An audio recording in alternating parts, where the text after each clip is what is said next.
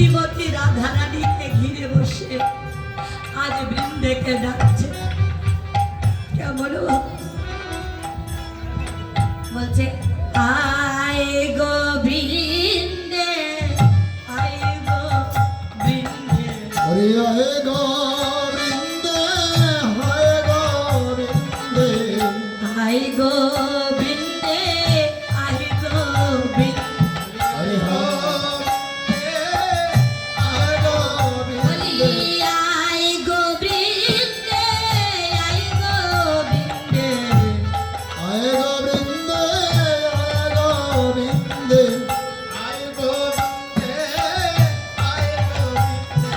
দলে ডাকে তারা বৃন্দে সখী, ডাকে তারা বৃন্দের সখী, ওরে রাধারানী এ দুর্দশা দেখে ডাকে আমার বৃন্দের সখী, ওরে রাধারানী দুর্দশা দেখে ডাকে সখী বৃন্দে সখী। বলে আই গো বৃন্দে, আই গো বৃন্দে, আয় গো বৃন্দে, আয় গো বৃন্দে, আই গৌর হরিবল হরিবল, আয় গো বৃন্দে, বলে আই গো বৃন্দে, আই গো বৃন্দে, আই গো বৃন্দে, আই গো বৃন্দে, আয় গো বৃন্দে, আয় গো বৃন্দে, আয় গো বৃন্দে, আয় গো বৃন্দে।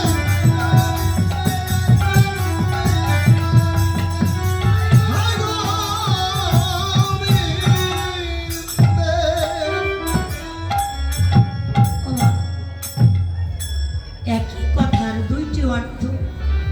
আই গো বৃন্দে, আবার বলছে আই গো বৃন্দে।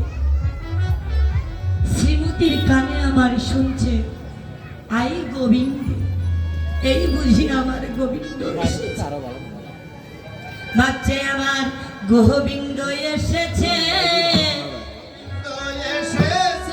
আরে গোবিন্দ এসেছে,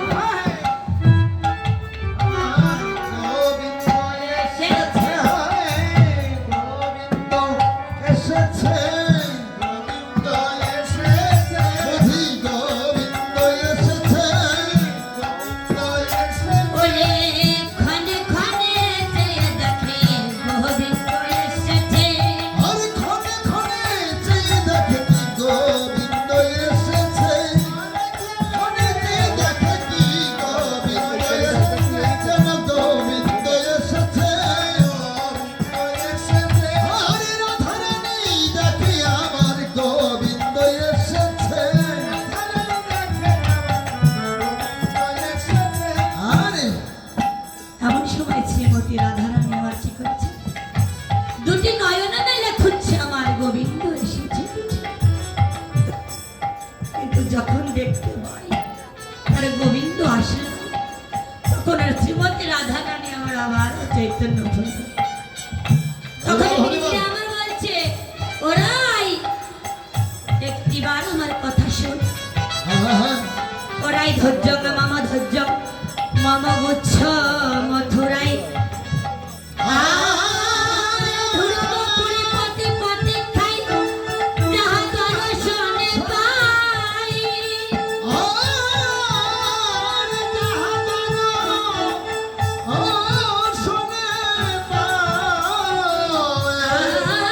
ভদ্রামতি ভদ্রম শীঘ্রই আমি করু গমনাই।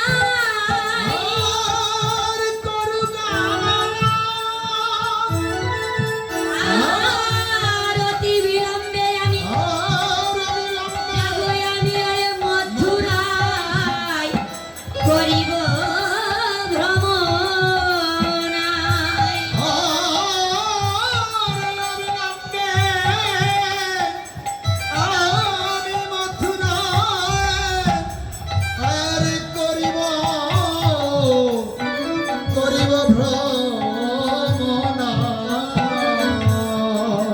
বছরাই একটু ধৈর্য ধর,